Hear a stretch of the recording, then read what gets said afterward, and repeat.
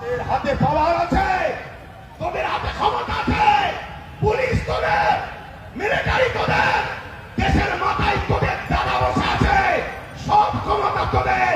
মোস্তফার গোলাম বলে যাচ্ছি, তোম তাকে তোমাকে রুকে দে। আল্লাহ যদি আমায় ঠান্ডা করে দেয়,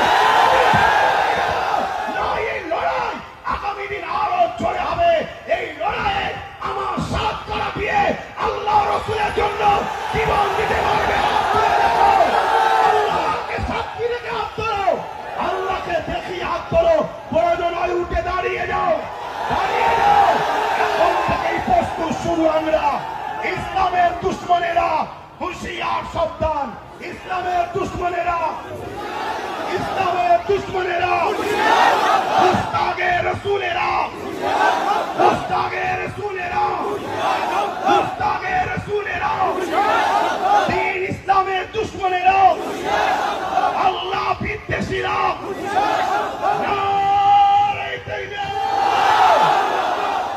হিন্দুরা আমাদের ভাই, দলিতরা আমাদের ভাই, সাঁওতালরা আমাদের ভাই, ভাই ভাইয়ের সঙ্গে মিশবে।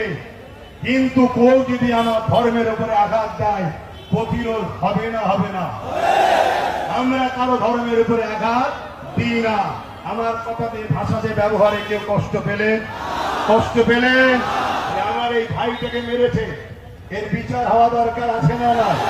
হাত তুলে বলুন, দরকার আছে না না? প্রশাসনদের উপরে আমাদের আস্থা আছে না নাই? প্রশাসন যদি প্রশাসনের কাজ না করে, যান বাঁচাবার জন্য, বাঁচার জন্য, টিকে থাকার জন্য, তাহলে আমরা বাধ্য হব নিজে হাতে প্রতিশোধ তুলে দিবার। ঠিক না বেটি? ঠিক না বেটি?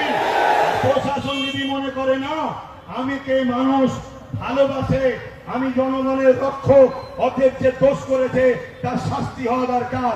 দেশ সবার, দেশ সবাইকে রাইট দিয়েছে, সে তার প্রোগ্রামে যাবে, তার ধর্মস্থানে যাবে, তার ধর্মের কাজ করবে। যদি প্রশাসন করা হাতে এর বিচার ব্যবস্থা করে, তাহলে প্রশাসনদের উপরে যেমন আস্থা ছিল, আছে, থাকবে।